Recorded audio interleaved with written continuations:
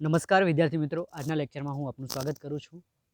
વિદ્યાર્થીઓ, આપણે પ્રકરણ 8 એટલે કે સજીવો કેવી રીતે પ્રજનન કરે છે એની ચર્ચા કરી રહ્યા છીએ. વિદ્યાર્થી મિત્રો, આગલા લેક્ચરમાં આપણે કયા કયા મુદ્દાઓની ચર્ચા કરી છે એની એકવાર એના પર નજર કરી લઈએ. પહેલો મુદ્દો હતો વિદ્યાર્થી મિત્રો, શું સજીવો પૂર્ણરૂપે પોતાની પ્રતિકૃતિનું સર્જન કરે છે? Do organisms create exact copies of themselves? એટલે કે વિદ્યાર્થી મિત્રો, કહી શકાય કે સજીવો પોતાના જેવી એક્ઝેક્ટ કોપી, પોતાની ઝેરોક્સ કોપી જેવા જ બીજા સજીવનું નિર્માણ કરે છે કે શું? એના વિશેની ચર્ચા આપણે કરી હતી. એટલે વિદ્યાર્થી મિત્રો, એ મુદ્દાની અંદર એક ડીએનએમાંથી બીજા ડીએનએનું નિર્માણ કરવાનું હતું. એટલે કે એક સજીવ જ્યારે એક કોષ જ્યારે વિભાજન થઈ બીજો કોષનું નિર્માણ કરે છે ત્યારે પોતાના ડીએનએ જેવી જ બીજી પ્રતિકૃતિવાળો ડીએનએ એટલે કે રેપ્લિકા કહેવાય એને, અંગ્રેજીમાં રેપ્લિકેશન ઓફ ડીએનએ, એટલે કે એક ડીએનએમાંથી બીજા ડીએનએનો ઉદ્ભવ થવો, નિર્માણ થવું, એની ચર્ચા કરી ચૂક્યા છીએ બાળકો આપણે. હવે વિદ્યાર્થી મિત્રો, બીજો મુદ્દો ભિન્નતાનું મહત્વ. વિદ્યાર્થી મિત્રો, ભિન્નતા એટલે શું? તો આપણે કહી શકીએ કે ભિન્નતા એટલે જ્યારે એક ડીએનએમાંથી નવો ડીએનએ નિર્માણ પામે છે તો વિદ્યાર્થી મિત્રો એક પેઢીમાંથી બીજી પેઢીમાં પોતાના લક્ષણોનું વહન કરાવે છે. એટલે કે પિતૃ લક્ષણોનું વહન એની આગવી પેઢીમાં, નવી પેઢીમાં થવું. તો વિદ્યાર્થી મિત્રો, અહીં જે નવી પેઢી નિર્માણ પામે છે એ પોતાના લક્ષણો સાથે પોતાના અમુક નવા લક્ષણો ઉત્પન્ન કરે છે. એટલે વિદ્યાર્થી મિત્રો, કહી શકાય કે અહીંયા નવો ડીએનએ પોતાના પિતૃ ડીએનએ કરતાં થોડેક અંશે એ જુદો પડતો હોય છે, પોતાના ગુણધર્મો ધરાવતો હોય છે. એટલે કે કહી શકાય બાળકો કે અહીં ડીએનએમાં ભિન્નતા આવેલી હોય છે. જો આ ભિન્નતાનો તફાવત, જો ભિન્નતા વધુ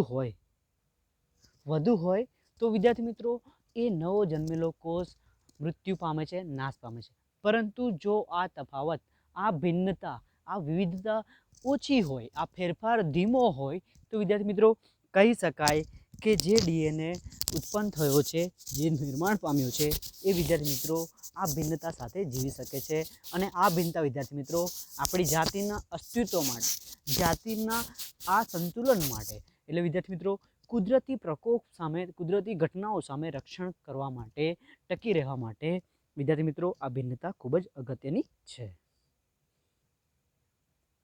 પછી વિદ્યાર્થી મિત્રો આપણે વાનસ્પતિક પ્રજનનની ચર્ચા કરી હતી. વનસ્પતિક પ્રજનનને વિદ્યાર્થી મિત્રો અંગ્રેજીમાં વેજીટેટિવ પ્રોપોગેશન અથવા વેજીટેટિવ રિપ્રોડક્શન કહેવામાં આવે છે.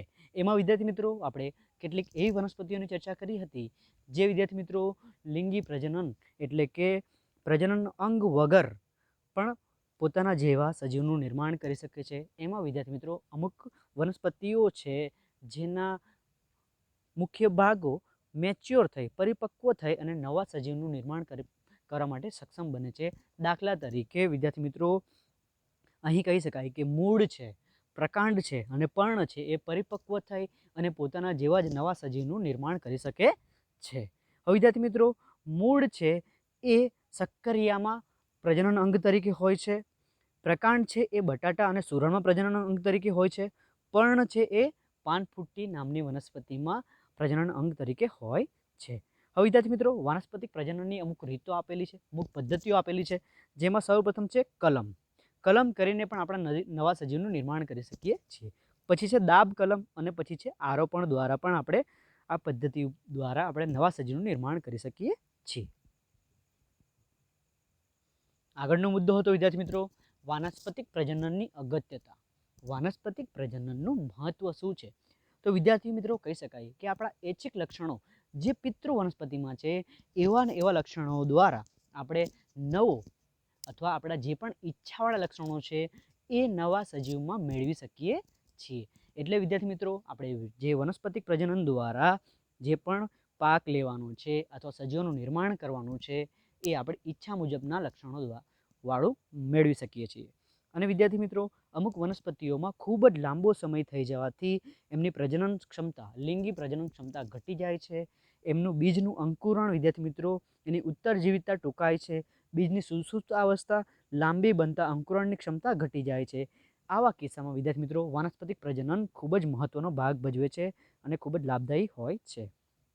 બીજમાંથી ફળ સુધીની જે પણ પ્રક્રિયા છે વૃક્ષમાં કે વનસ્પતિમાં વિદ્યાર્થી મિત્રો બીજમાંથી ફળ લાગવાની જે પ્રક્રિયા છે એ ખૂબ જ લાંબો સમય લગાવે છે.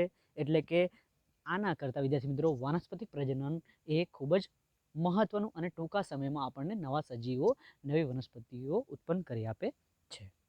વિદ્યાર્થી મિત્રો કહી શકાય કે એક જ પિતૃમાંથી ઘણી બધી સંતતિ વાનસ્પતિક પ્રજનનથી નિર્માણ કરી શકાય છે. વાનસ્પતિક પ્રજનનમાં વિદ્યાર્થી મિત્રો આપણે વિદ્યાર્થી મિત્રો નિર્માણમાં વધુ સંભાળ લેવી પડતી નથી. એટલે વિદ્યાર્થી મિત્રો આપણે વનસ્પતિક પ્રજનન દ્વારા ખૂબ જ વનસ્પતિઓ અથવા સજીવો નિર્માણ કરી શકીએ છીએ. પછી વિદ્યાર્થી મિત્રો આપણે બીજાણુ નિર્માણ વિશે પણ ચર્ચા કરી અને બીજાણુ નિર્માણમાં વિદ્યાર્થી મિત્રો બીજનું નિર્માણ કેવી રીતે થાય છે એ રાઇઝોપસ ફૂગ દ્વારા આપણે સમજી ચૂક્યા છીએ. અહીં વિદ્યાર્થી મિત્રો તંતુમય રચનાની ઉપર એક બીજાકાર ધાની આવેલી હોય છે જેને બીજધાની કહેવામાં આવે છે, બીજાણુધાની કહેવામાં આવે છે. બીજાણુધાનીની અંદર બીજ આવેલા હોય છે અને આ બીજમાં વિદ્યાર્થી મિત્રો બીજની આસપાસ એક જાડી દિવાલ આવેલી હોય છે જે પ્રતિકૂળ સંજોગોમાં, પ્રતિકૂળ પરિસ્થિતિઓમાં બીજનું રક્ષણ કરે છે.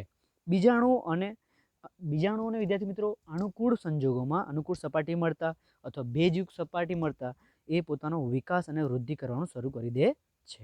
આમ વિદ્યાર્થી મિત્રો બહુકોષીય સજીવોમાં પ્રજનન ભાગ બીજાણુ દ્વારા નવા સજીવને ઉત્પન્ન કરવાની રીતને બીજાણુ નિર્માણ કહે છે. અને વિદ્યાર્થી મિત્રો આ આકૃતિ દ્વારા આપણે આને સારી રીતે સમજાવી શકીએ છીએ. હવે વિદ્યાર્થી મિત્રો આપણે આજના આપણા મુદ્દાની ચર્ચા કરીશું, જેમાં આપણે ચર્ચા કરવાની છે લિંગી પ્રજનન. અંગ્રેજીમાં એને સેક્સ્યુઅલ રિપ્રોડક્શન કહેવામાં આવે છે. તો વિદ્યાર્થી મિત્રો અહીં જોઈ શકાય છે કે નર અને માદાની ભાગીદારીથી જે સંતતિનું નિર્માણ થાય છે તેને લિંગી પ્રજનન કહે છે. એટલે કે વિદ્યાર્થી મિત્રો અહીં લિંગી પ્રજનનમાં નરની સાથે માદાની પણ ભાગીદારી જરૂરી બને છે. તો જ અહીં આપણે લિંગી પ્રજનન દ્વારા કોઈપણ સંતતિ અથવા નવા સજીવનું નિર્માણ કરી શકીએ છીએ. નર પ્રજનન કોષ અને માદા પ્રજનન કોષના સંમિલનથી નવી સંતતિનું નિર્માણ થવાથી પ્રજનનની રીતને લિંગી પ્રજનન કહે છે. એટલે વિદ્યાર્થી મિત્રો કહી શકીએ કે નરમાંથી નર પ્રજનન કોષ મળે છે અને માદામાંથી માદા પ્રજનન કોષ મળે છે. અને આ બંને પ્રજનન કોષનું મિશ્રણ થવાથી, સંમેલન થવાથી વિદ્યાર્થી મિત્રો નવી સંતતિનું અથવા નવા સજીવનું નિર્માણ થાય છે. અને આ પદ્ધતિને વિદ્યાર્થી મિત્રો આપણે લિંગી પ્રજનન કહેવામાં આવે છે. લિંગી જન્યુઓના મિલનને ફલન કહે છે. એટલે વિદ્યાર્થી મિત્રો નર અને માદાના જે પણ જનન કોષો છે, જન્યુ કોષો છે, એમના મિલનને ફલન કહેવામાં આવે છે અને અંગ્રેજીમાં એને ફર્ટિલાઇઝેશન કહેવામાં આવે છે. આ ફલનને અંતે વિદ્યાર્થી મિત્રો આપણને ફલિતાંડ એટલે કે ભ્રૂણનું નિર્માણ થાય છે. એટલે કે કહી શકાય કે ફલન પ્રક્રિયાને અંતે વિદ્યાર્થી મિત્રો આપણને ફલિતાંડ મળે છે. અંગ્રેજીમાં એને એમ્બ્રિયો કહેવામાં આવે છે. હવે વિદ્યાર્થી મિત્રો નવો મુદ્દો જોઈશું, શા માટે લિંગી પ્રજનનની રીત કે પદ્ધતિ છે. એટલે કહેવામાં આવે છે કે લિંગી પ્રજનનની રીત પદ્ધતિ શા માટે જરૂરી છે અથવા એના કયા કયા ગુણધર્મો છે. તો અહીં જોઈ શકાય છે વિદ્યાર્થી મિત્રો એક પિતૃકોષમાંથી બે બાળકોષોના નિર્માણમાં ડીએનએની પ્રતિકૃતિ થવી કે સર્જાવી તેમજ કોષીય સંગઠન આ બંને જરૂરી છે. એટલે વિદ્યાર્થી મિત્રો કહી શકાય કે એક પિતૃકોષમાંથી જ્યારે બે નવા બાળ ડીએનએનું નિર્માણ થાય છે, પ્રતિકૃતિ એટલે વિદ્યાર્થી મિત્રો આ બે હુબ કોપી પિતા જેવી જ જ્યારે સર્જાય છે અને આ સર્જાવવી તેમજ કોષીય સંગઠન માટે બંને માટે જરૂરી છે. ડીએનએની પ્રતિકૃતિમાં ખામી કે ફેરફાર સજીવની વસ્તીમાં ભિન્નતા લાવે છે.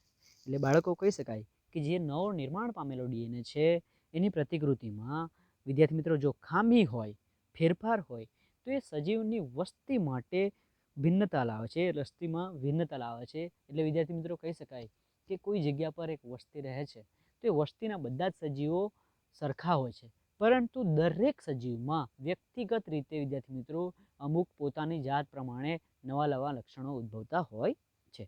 તો વિદ્યાર્થી મિત્રો એ આ નવા લક્ષણોની આ ડીએનએની પ્રતિકૃતિમાં જે ફેરફાર થયો છે એના માટે જવાબદાર છે અને આપણે એને ભિન્નતા પણ કહી શકીએ છીએ. વ્યક્તિગત રીતે સજીવને કદાચ સંરક્ષિત રાખી ન પણ શકાય, પરંતુ જાતિના અસ્તિત્વ માટે ભિન્નતા જરૂરી છે.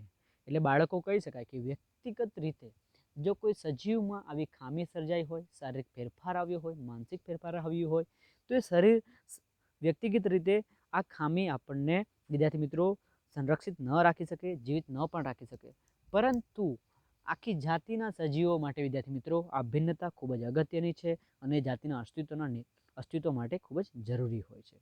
જો ડીએનએ પ્રતિકૃતિની ક્રિયા સંપૂર્ણપણે ચોક્કસ હોય તો તેમાં ભિન્નતા અત્યંત ધીમી હોય છે. તો વિદ્યાર્થી મિત્રો અહીં કહેવામાં આવ્યું છે કે જો ડીએનએનું નિર્માણ ચોક્કસપણે થયું હોય, ચોકસાઈથી થયું હોય તો વિદ્યાર્થી મિત્રો, નવા ડીએનએની પ્રતિકૃતિમાં જે ભિન્નતા આવેલી છે એ ખૂબ જ ધીમી હોય છે. નવા ડીએનએનો ફેરફાર ખૂબ જ ઓછો હોય છે. અને જો વિદ્યાર્થી મિત્રો ડીએનએની પ્રતિકૃતિની ક્રિયાવિધિ ઓછી ચોકસાઈવાળી હોય તો નિર્માણ પામનાર ડીએનએ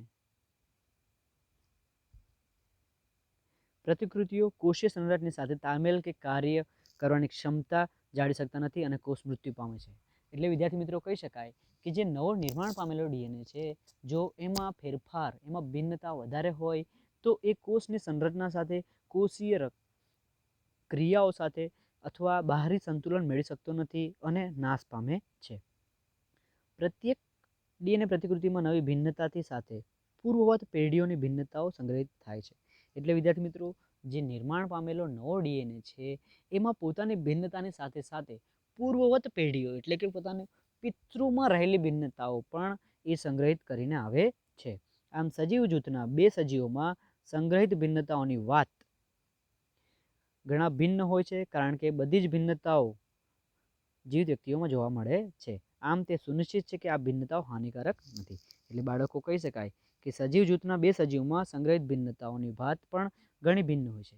એટલે અલગ અલગ જૂથના સજીવ હોય તો એમની ભિન્નતા પણ અલગ હોય છે અને બીજા સજીવના જૂથની પણ ભિન્નતા અલગ હોય છે. અને વિદ્યાર્થી મિત્રો, આ ભિન્નતાઓ જીવિત વ્યક્તિમાં જ હોવાથી અહીં આપણને કોઈ પણ પ્રકારનું હાનિકારક કે નુકસાન થતું નથી. લિંગી પ્રજનનમાં બે ભિન્ન સજીવોમાંથી મળેલ ડીએનએનું સંયોજન છે. એટલે વિદ્યાર્થી મિત્રો કહી શકાય કે લિંગી પ્રજનનમાં બે ભિન્ન સજીવોમાંથી મળેલ ડીએનએનું સંયોજન હોય છે. એટલે વિદ્યાર્થી મિત્રો, લિંગી પ્રજનન દ્વારા જે પણ ડીએનએ મળે છે એ બે ભિન્ન સજીવો દ્વારા એમના સંમેલનથી, એમનું સંયોજન થઈ અને આપણને નવું ડીએનએ મળે છે. જેમ જેમ સજીવોની જટિલતા વધે છે તેમ તેમ પેશીઓમાં વિશિષ્ટતાઓ પણ વધે છે. એટલે કે વિદ્યાર્થી મિત્રો કહી શકાય કે જેમ સજીવ સુશક્ત અને વિદ્યાર્થી મિત્રો સુવિકસિત થાય છે, એની સાથે એનામાં જટિલતા વધે છે, એની પેશીઓના વિશિષ્ટીકરણ થાય છે. એટલે કે વિદ્યાર્થી મિત્રો, દરેક અંગ, દરેક પેશીઓ પોતાના અલગ અલગ કાર્ય માટે જાણી શકાય છે, કાર્ય કરી શકે છે અને એમની વિશિષ્ટતાઓ પણ વધતી જાય છે. સજીવની વાનસ્પતિક કે દૈહિક કોષોની તુલનામાં લિંગી કોષોમાં રંગસૂત્રોની સંખ્યા અડધી થઈ જાય છે અને ડીએનએની માત્રા પણ અડધી થઈ જાય છે. એટલે બાળકો કહી શકાય કે સજીવની વાનસ્પતિક કે દૈહિક કોષોની તુલનામાં લિંગી કોષોમાં રંગસૂત્રોની સંખ્યા અડધી હોય છે અને ડીએનએની માત્રા પણ અડધી હોય છે. આમ બે ભિન્ન સજીવોનું લિંગી પ્રજનનમાં સંયુગ્મન દ્વારા યુગ્મન જ બનાવે છે, એટલે કે ફલિતાંડનું નિર્માણ કરે છે. નવા નવા બે ભિન્ન સજીવો હોય છે બાળકો, એ પ્રજનન દ્વારા, સંયુગ્મન દ્વારા યુગ્મન જ એટલે કે ફલિતાંડ બનાવે છે. આમ સંતતિમાં રંગસૂત્રોની સંખ્યા તેમજ ડીએનએની માત્રા પિતૃ જેટલી પુનઃસ્થાપિત થઈ છે. એટલે વિદ્યાર્થી મિત્રો કહી શકાય કે જે લિંગી પ્રજનનમાં જે રંગસૂત્રોની સંખ્યા અડધી હતી, ડીએનએની માત્રા પણ અડધી હતી, એ આ સંયુગ્મન દ્વારા, આ યુગ્મન દ્વારા, આ ફલિતાંડમાં વિદ્યાર્થી મિત્રો રંગસૂત્રોની સંખ્યા તેમજ ડીએનએની સંખ્યા પિતૃકોષ અથવા પિતૃ સજીવ જેટલી પુનઃસ્થાપિત થઈ જાય છે. અત્યંત સરળ સંરચનાવાળા સજીવોમાં સામાન્ય રીતે બે લિંગી પ્રજનન કોષોના આકાર જેટલા તેમજ કદ સમાન હોઈ શકે છે. એટલે વિદ્યાર્થી મિત્રો કહી શકાય કે ખૂબ જ સરળ સંરચના હોય એવા બે સજીવોમાં લિંગી પ્રજનન કોષનો આકાર અને કદ સમાન હોઈ શકે છે. જટિલ બંધારણ ધરાવતા સજીવમાં પ્રજનન કોષ પણ વિશિષ્ટતા ધરાવે છે.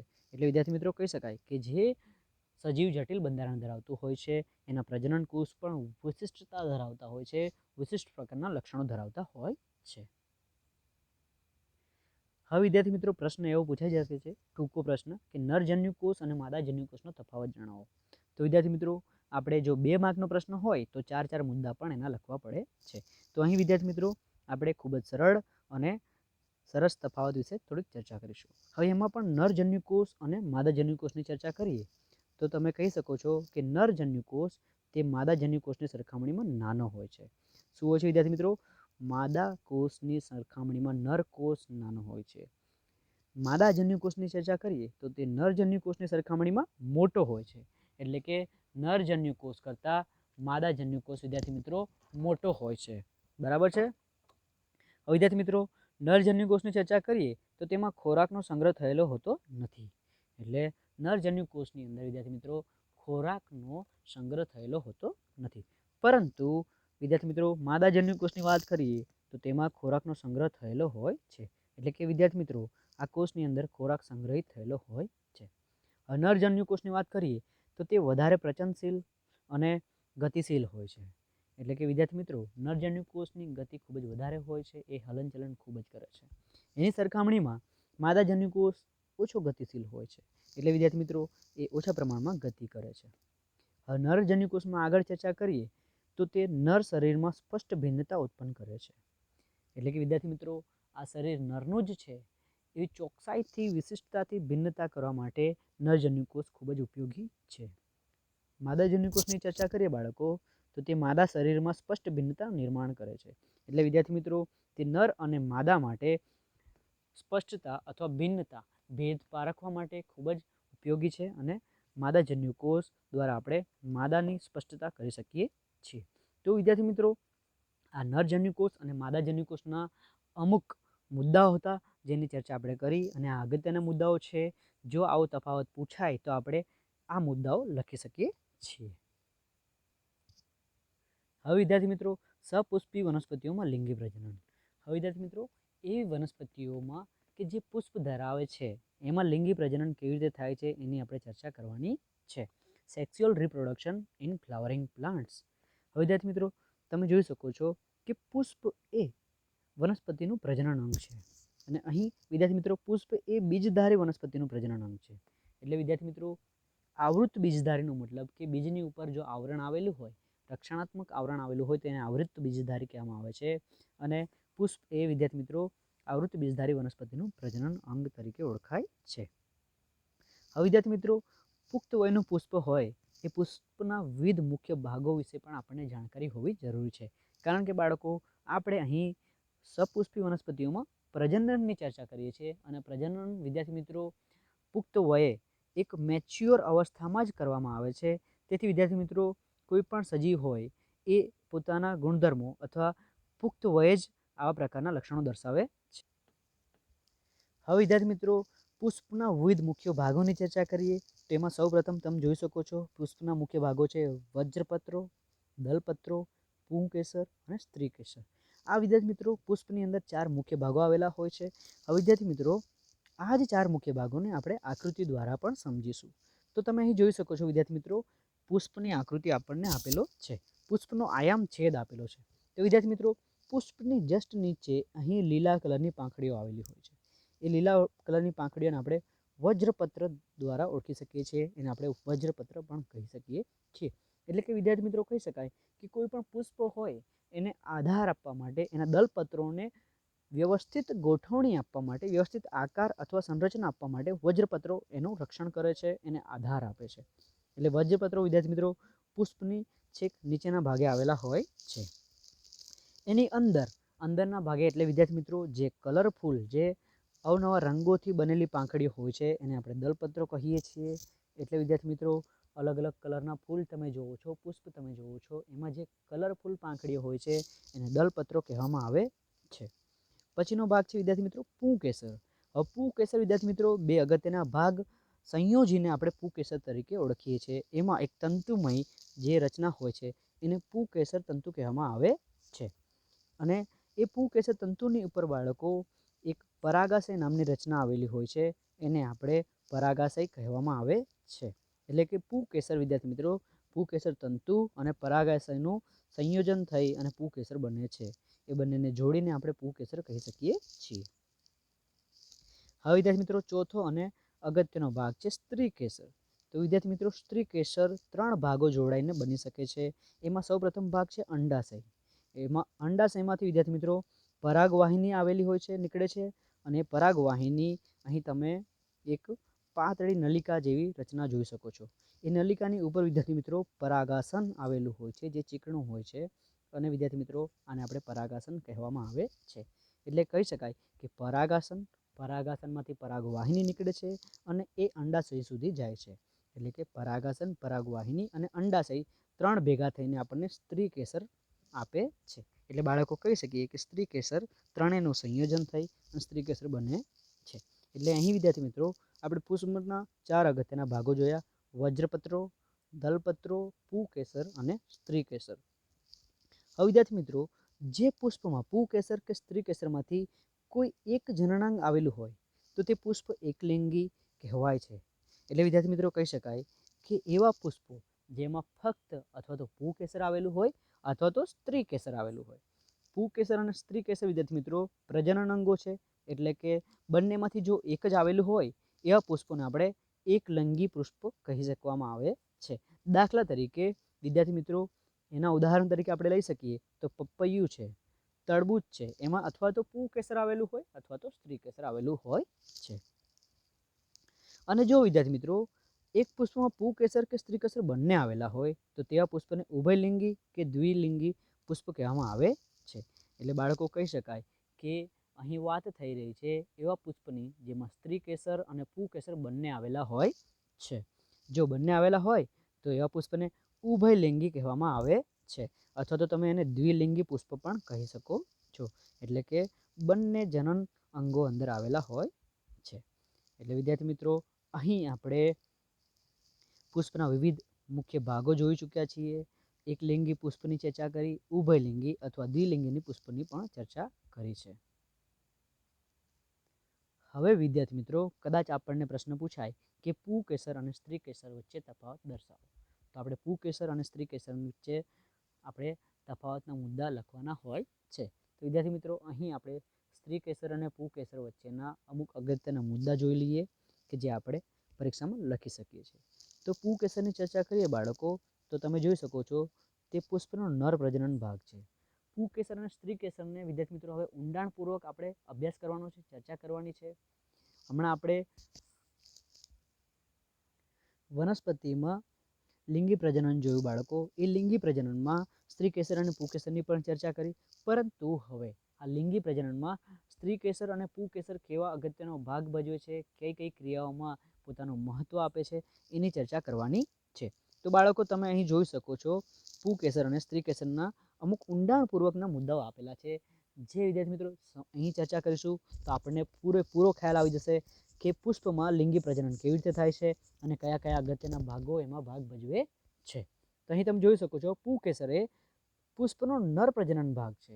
એટલે બાળકો કહી શકાય કે જેમ લિંગી પ્રજનન માટે નર અને માદાની જરૂર હોય છે, નરમાંથી નર પ્રજનન ભાગ અને માદામાંથી માદા પ્રજનન ભાગ દ્વારા નરજન્યુ અને માદાજન્યુનું નિર્માણ થાય છે. પછી એ ફલન દ્વારા વિદ્યાર્થી મિત્રો આપણને ફલિતાંડ એટલે કે એમ્બ્રિયો આપણને આપે છે. તો વિદ્યાર્થી મિત્રો અહીં પુષ્પ એ નર પ્રજનન ભાગ છે. પુષ્પનો એ પુંકેસર એ નર પ્રજનન ભાગ છે. એ રીતે વિદ્યાર્થી મિત્રો સ્ત્રી કેસર તે પુષ્પનો માદા પ્રજનન ભાગ છે. એટલે કે પુષ્પની અંદર જે માદા પ્રજનન ભાગ આવેલો હોય છે એને બાળકો આપણે સ્ત્રી કેસર તરીકે ઓળખીએ છીએ. પુંકેસર તંતુ, હવે પુંકેસરમાં વિદ્યાર્થી મિત્રો નવો મુદ્દો જોઈશું. પુંકેસર તંતુ પરાગાશય આવેલું હોય છે. એટલે કે વિદ્યાર્થી મિત્રો કહી શકાય કે પુંકેસર તંતુ ઉપર પરાગાશય આવેલું હોય છે. તમે અહીં આકૃતિમાં જોઈ શકો છો બાળકો, આ જે પાતળી નલિકા જેવી રચના છે એને આપણે પુંકેસર તંતુ તરીકે ઓળખીએ છીએ. અને વિદ્યાર્થી મિત્રો એની ઉપર આ એક બીજ જેવી રચના આવેલી છે, એને આપણે પરાગાશય તરીકે ઓળખીએ છીએ.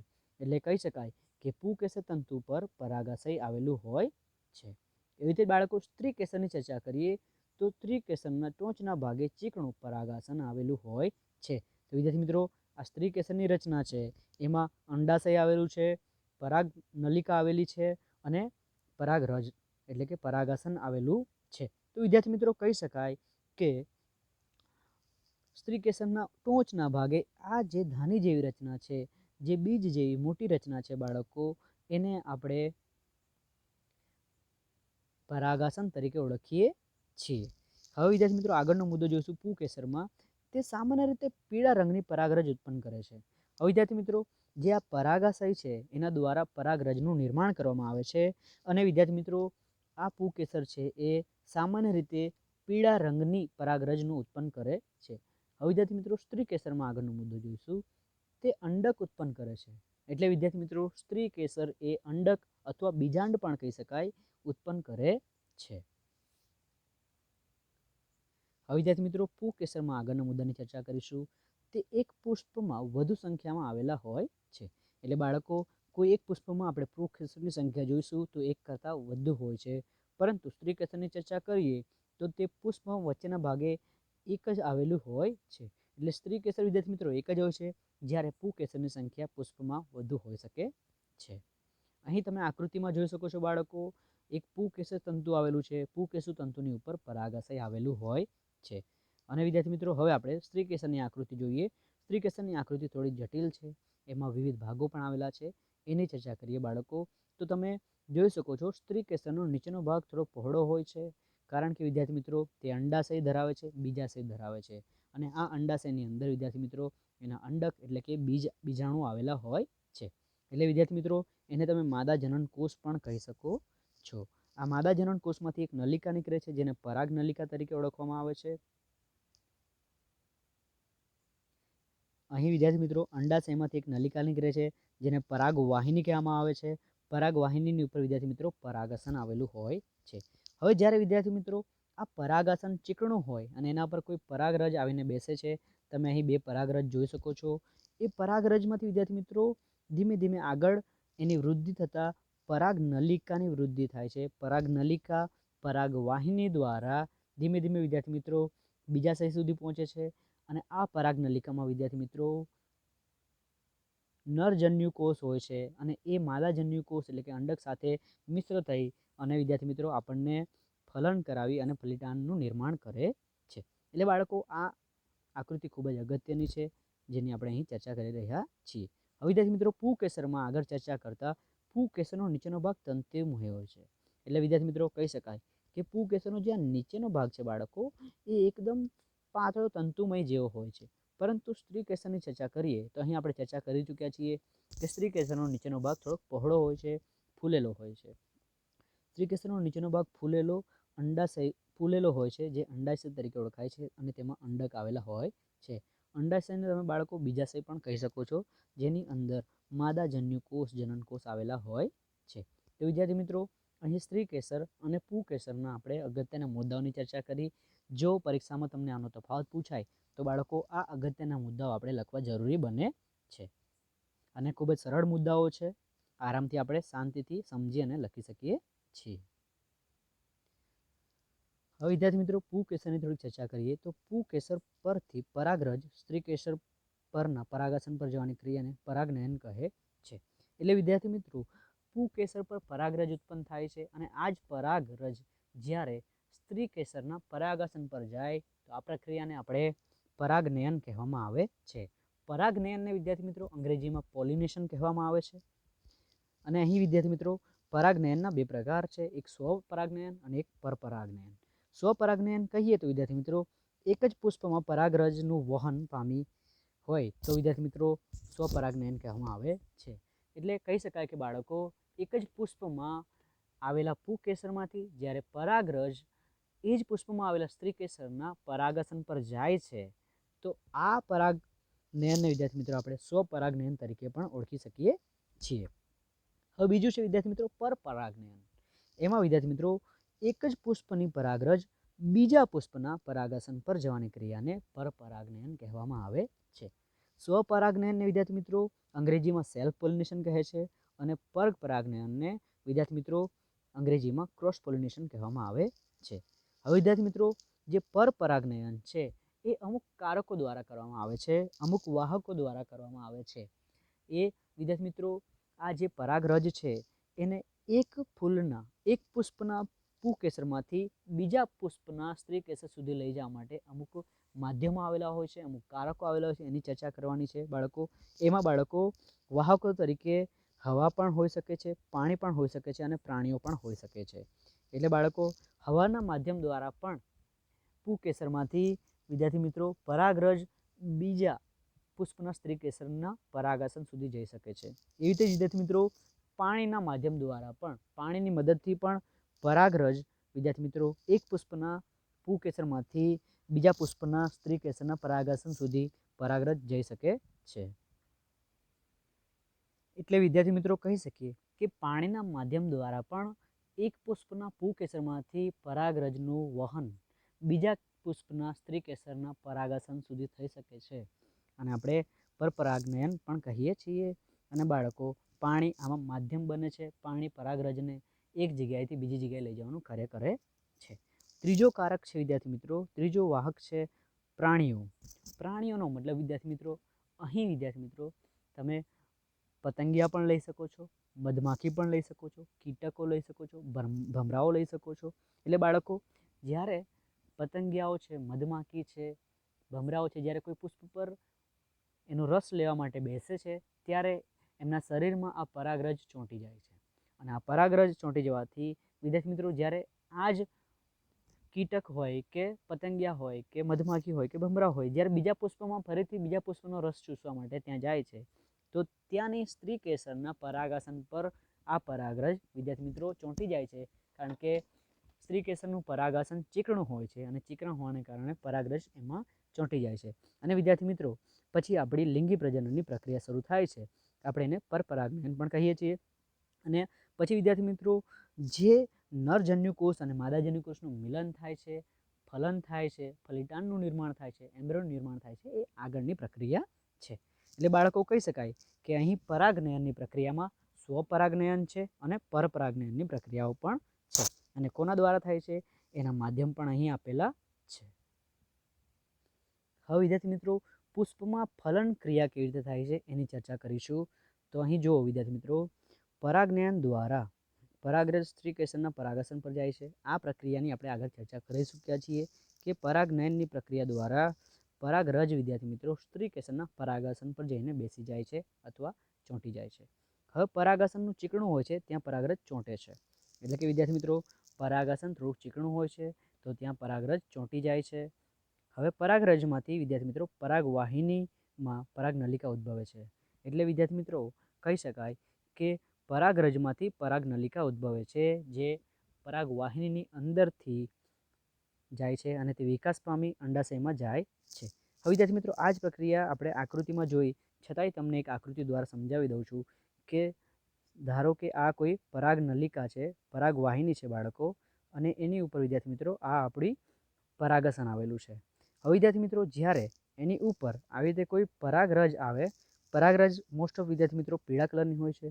જો પરાગરજ આવી એના રીતે ચોંટે, એમાંથી વિદ્યાર્થી મિત્રો પરાગનલિકા ઉદ્ભવે છે. એમાંથી વિદ્યાર્થી મિત્રો પરાગનલિકા ઉદ્ભવે છે. અને આ પરાગનલિકા પરાગવાહિનીમાંથી વિદ્યાર્થી મિત્રો અહીં વિદ્યાર્થી મિત્રો જે બીજાણુ આવેલું હોય છે, અંડક આવેલું હોય છે, અંડાશય આવેલું હોય છે, એની અંદર જાય છે અને વિદ્યાર્થી મિત્રો ફલન કરાવે છે. હવે વિદ્યાર્થી મિત્રો, આ પરાગનલિકામાં અંડક સુધી જાય છે. એટલે વિદ્યાર્થી મિત્રો, આગળ જે આપણે સ્ત્રી કેસરનો નીચેનો પહોળો ભાગ જોયો તો બીજાશયવાળો, અંડાશયવાળો, ત્યાં સુધી આ પરાગનલિકા પહોંચે છે. હવે વિદ્યાર્થી મિત્રો, અહીં પરાગનલિકામાં આવેલા નરજન્યુ કોષ અને માદાજન્યુ કોષ એકમેકમાં ભળી જાય છે અને ફલન ક્રિયા થાય છે. હવે વિદ્યાર્થી મિત્રો, પરાગનલિકા પરાગરજમાંથી ઉદ્ભવે છે અને આ પરાગનલિકા પુષ્પનું નરજન્યુ કોષ લઈને વહન કરે છે. એ જ્યારે વિદ્યાર્થી મિત્રો અંડકમાં પહોંચે છે તો અંડકમાં પુષ્પનું માદાજન્યુ કોષ આવેલો હોય છે, એની સાથે ભળી જાય છે, સંમેલન થઈ જાય છે અને વિદ્યાર્થી મિત્રો ફલનની પ્રક્રિયા થાય છે. ફલનને અંતે વિદ્યાર્થી મિત્રો આપણને ભ્રૂણ એટલે કે ફલિતાંડ મળે છે, જેને અંગ્રેજીમાં વિદ્યાર્થી મિત્રો આપણે એમ્બ્રિયો પણ કહેવામાં આવે છે. હવે વિદ્યાર્થી મિત્રો, આ જે ભ્રૂણ છે, ફલિતાંડનો વિકાસ થઈ તે ફળમાં પરિણમે છે, ફળ બની જાય છે અને તેની અંદર આવેલા અંડક એટલે કે બીજાંડ એ બીજમાં ફેરવાઈ જાય છે. એટલે વિદ્યાર્થી મિત્રો, જ્યારે ભ્રૂણનો આગળ વિકાસ થાય છે, વૃદ્ધિ થાય છે, તો તે ફળમાં પરિણમી જાય છે અને ફળની અંદર બાળકો આપણે બીજ જોઈએ છે, જે બીજાંડ હોય છે, અંડક હોય છે, એ બીજમાં પરિણમી જાય છે. દાખલા તરીકે તમે વિદ્યાર્થી મિત્રો કેરીની ચર્ચા કરો તો કેરીનું જો ફળ છે, એ જે એમ્બ્રિયો હોય છે, ફલિતાંડ હોય છે, ભ્રૂણ હોય છે, એ ફળમાં પરિણમી જાય છે અને કેરીની અંદરનો જો ગોટલો છે, જે બીજ છે, એ અંડકના કારણે નિર્માણ પામે છે. હવે વિદ્યાર્થી મિત્રો આપણને પ્રશ્ન પૂછી શકે કે બીજનું અંકુરણ આકૃતિ સહિત વર્ણન કરો. તો બીજના અંકુરણની ચર્ચા કરીએ તો તમે જોઈ શકો છો અહીં ચણાના બીજને 1 દિવસ પાણીમાં પલાળવા જોઈશે. એટલે એક પ્રયોગ દ્વારા વિદ્યાર્થી મિત્રો આપણે આ અંકુરણ જોઈ શકીએ છીએ કે ચણાના બીજ હોય એને 1 દિવસ માટે આપણે પાણીમાં પલાળી રાખવા પડે છે. બીજા દિવસે વિદ્યાર્થી મિત્રો આ ચણાને પાણીમાં કાઢી ભીના કપડામાં રાખવામાં આવે છે. એટલે બાળકો 1 દિવસ માટે ચણાના બીજને આપણે પાણીમાં પલાળી રાખીએ છીએ. પછી વિદ્યાર્થી મિત્રો એને પાણીમાંથી કાઢી અને એક ભીના કપડામાં રાખી મૂકવામાં આવે છે 1 દિવસ માટે. હવે વિદ્યાર્થી મિત્રો ત્રીજા દિવસે એને ભીના કપડામાંથી કાઢી અને આપણે અવલોકન કરવાનું છે કે આ પ્રક્રિયાના અંતે શું થાય છે. તો બાળકો તમે અહીં જોઈ શકો છો કે અવલોકન અને તારણ શું હોઈ શકે? તો બે બીજની વચ્ચેના ભાગે ભ્રૂણાગ્ર એટલે કે અંકુરણ નીકળે છે. તમે અહીં જોઈ શકો છો વિદ્યાર્થી મિત્રો, બે બીજનો વચ્ચેનો ભાગ હોય છે, એમાં આપણને ભ્રૂણ મળે છે, મૂળ મળે છે, અથવા એને તમે ભ્રૂણાગ્ર પણ કહી શકો છો. એ ભાવિ પ્રરોહ તરીકે ઓળખાય છે. ભાવિ પ્રરોહનો મતલબ વિદ્યાર્થી મિત્રો, જ્યારે કોઈ છોડને આપણે જમીનમાં ઉગાડીએ છીએ ત્યારે જમીનના ઉપરના ભાગને પ્રરોહ કહેવામાં આવે છે. વિદ્યાર્થી મિત્રો, ભ્રૂણાગ્રના નીચેના છેડે ભ્રૂણ મૂળ હોય છે, તેને ભાવિ મૂળ તરીકે પણ ઓળખાય છે. એટલે વિદ્યાર્થી મિત્રો, આ જે નીચેનો ભાગ છે, અહીં તમે આ નીચેનો ભાગ જોઈ શકો છો, એને ભ્રૂણ મૂળ કહેવામાં આવે છે. જે વિદ્યાર્થી મિત્રો આગળ વિકાસ થતા જો છોડમાં પરિણમે તો એ ભાવિ મૂળ હોઈ શકે છે, એટલે કે છોડના મૂળ તરીકે કાર્ય કરે છે. બે બીજપત્રોએ ખોરાક સંગ્રહ કરેલો છે, તે બીજના વિકાસમાં ઉપયોગી હોય છે. એટલે વિદ્યાર્થી મિત્રો, આ જે બીજનો ભાગ છે બીજપત્ર તરીકે ઓળખાય છે, અને વિદ્યાર્થી મિત્રો એમાં ખોરાક સંગ્રહ થયેલો હોય છે. એટલે કે કહી શકાય બાળકો કે અહીં આ ખોરાકનો ઉપયોગ આગળ બીજના વિકાસ માટે પણ થઈ શકે છે. એટલે વિદ્યાર્થી મિત્રો, અહીં આપણે બીજના અંકુરણની આકૃતિ સહિત ચર્ચા કરી છે. હવે વિદ્યાર્થી મિત્રો, આજે આપણે કયા કયા મુદ્દાઓની ચર્ચા કરી ફરીથી એકવાર રિવિઝન કરી લઈએ, અને આપણે આગળના પાઠમાં જોઈશું કે શું થાય છે. હવે વિદ્યાર્થી મિત્રો, આજે કયા કયા મુદ્દાઓ ચર્ચા કરી એને આપણે એકવાર રિવિઝન કરી લઈએ. આજે વિદ્યાર્થી મિત્રો આપણે લિંગી પ્રજનન એટલે કે સેક્સ્યુઅલ રિપ્રોડક્શનની ચર્ચા કરી, જેમાં વિદ્યાર્થી મિત્રો નર અને માદા બંને ભાગીદારી કરી અને એક સંતતિનું નિર્માણ કરે છે, એને આપણે લિંગી પ્રજનન કહીએ છીએ. નરમાંથી વિદ્યાર્થી મિત્રો નર પ્રજનન કોષ અને માદામાંથી વિદ્યાર્થી મિત્રો માદા પ્રજનન કોષ આપણે મળી અને સંમેલિત થઈ અને જે નવી સંતતિનું નિર્માણ કરે છે તેને લિંગી પ્રજનન કહેવામાં આવે છે. વિદ્યાર્થી મિત્રો, આ લિંગી જન્યુના મિલનને ફલન કહે છે, અને ફલનને અંતે વિદ્યાર્થી મિત્રો આપણને ફલિતાંડ એટલે કે ભ્રૂણ મળે છે, અને જે આગળ મેચ્યોર થતા બાળકો આપણને નવા સજીવમાં અથવા એના આગળના વિકાસ પ્રમાણે આપણે નવા તબક્કાઓ જોઈ શકીએ છીએ. હવે વિદ્યાર્થી મિત્રો, અહીં કહેવામાં આવે છે કે શા માટે લિંગી પ્રજનનની પદ્ધતિ આપેલી છે.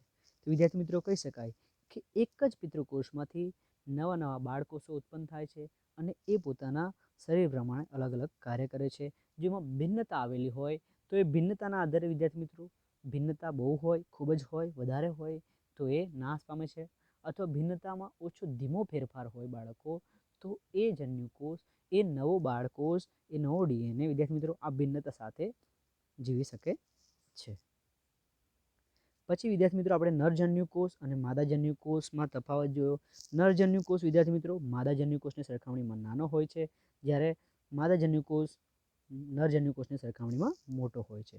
નરજન્યુકોષમાં વિદ્યાર્થી મિત્રો ખોરાક સંગ્રહ થયેલો હોતો નથી, જ્યારે માદાજન્યુકોષમાં ખોરાક સંગ્રહ થયેલો હોય છે. વિદ્યાર્થી મિત્રો નરજન્યુકોષ ગતિશીલ હોય છે, જ્યારે માદાજન્યુકોષ ઓછો ગતિશીલ હોય છે. નરજન્યુકોષ વિદ્યાર્થી મિત્રો નર શરીરમાં સ્પષ્ટ ભિન્નતા ઉત્પન્ન કરે છે, એવી રીતે માદાજન્યુકોષ વિદ્યાર્થી મિત્રો માદા શરીરમાં સ્પષ્ટ ભિન્નતાનું નિર્માણ કરે છે. હવે વિદ્યાર્થી મિત્રો આગળના મુદ્દામાં આપણે જોયું કે સપુષ્પી વનસ્પતિઓમાં લિંગી પ્રજનન કેવી રીતે થાય છે. તો વિદ્યાર્થી મિત્રો સૌપ્રથમ તો સપુષ્પી વનસ્પતિઓમાં પુષ્પ એ પ્રજનન અંગ તરીકે કાર્ય કરે છે. પછી આપણે વિદ્યાર્થી મિત્રો પુષ્પના વિવિધ ભાગો જોયા, જેમાં વજ્રપત્રો હતા, દલપત્રો હતા, પુકેસર હતું અને સ્ત્રીકેસર હતું. એમાં વિદ્યાર્થી મિત્રો અહીં તમે જોઈ શકો છો જે લીલી પાંખડીઓ આવેલી હોય છે એને વજ્રપત્ર કહે છે, જે રંગબેરંગી પાંખડીઓ આવેલી છે એને દલપત્ર કહે છે. પુકેસરમાં વિદ્યાર્થી મિત્રો પરાગાશય આવેલું હોય છે અને પુકેસર તંતુ આવેલું હોય છે. એ પણ વિદ્યાર્થી મિત્રો આપણે આકૃતિ દ્વારા સમજીશું કે પરાગાશય કોને કહે છે અને પુકેસર તંતુ કોને કહેવામાં આવે છે. સ્ત્રીકેસરની ચર્ચા કરીએ તો સ્ત્રીકેસર 3 ભાગો દ્વારા નિર્માણ પામે છે. સ્ત્રીકેસરમાં એક તો અંડક આવેલું હોય છે, પછી વિદ્યાર્થી મિત્રો અંડકમાંથી પરાગવાહિની નીકળેલી હોય છે, અને પરાગવાહિની ટોચ પર પરાગાસન આવેલું હોય છે.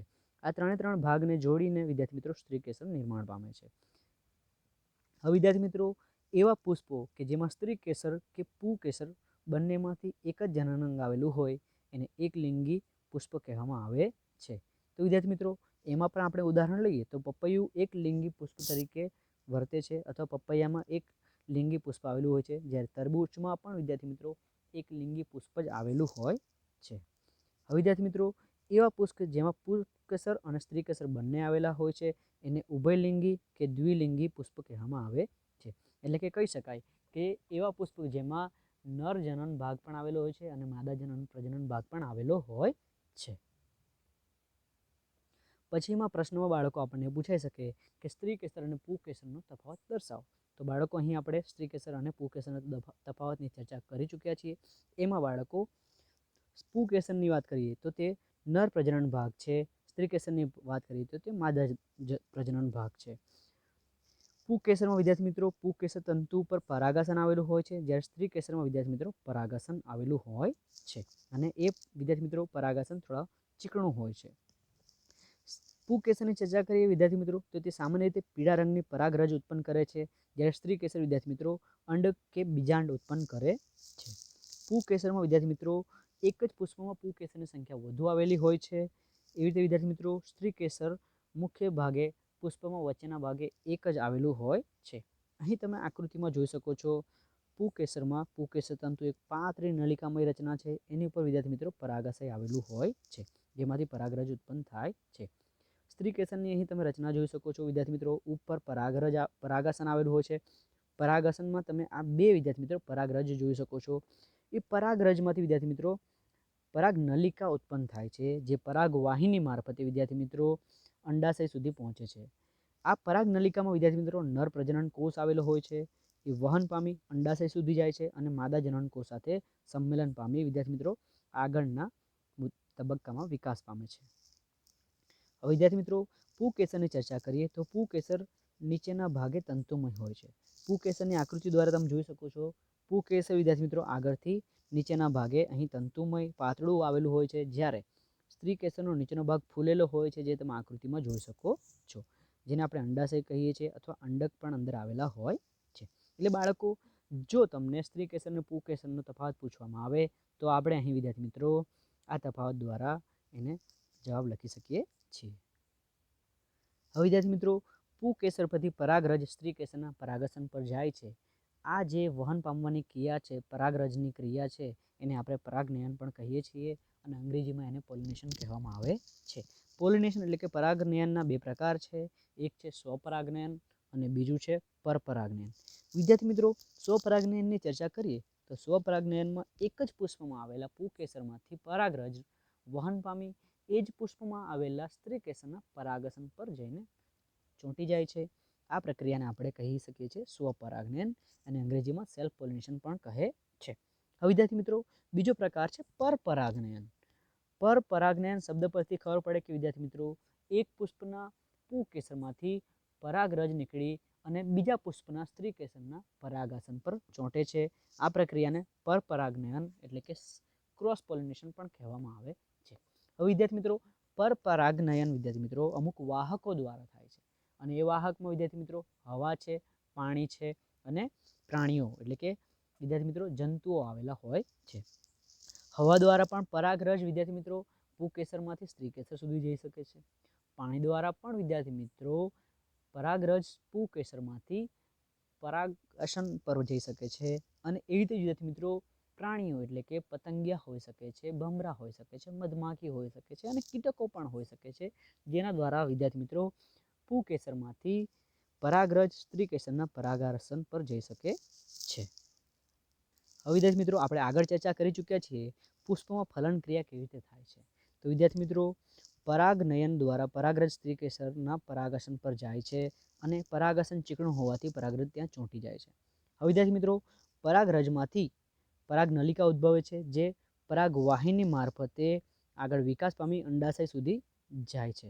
હવે વિદ્યાર્થી મિત્રો પરાગ નલિકાની અંદર વિદ્યાર્થી મિત્રો અંડક સુધી જાય છે અને પરાગ નલિકાની અંદર નરજન્યુ કોષ આવેલા હોય છે, જે અંડકની અંદર માદા જન્યુકોષ સાથે મિશ્રિત થાય છે, ભળી જાય છે અને ફલનની ક્રિયા કરે છે.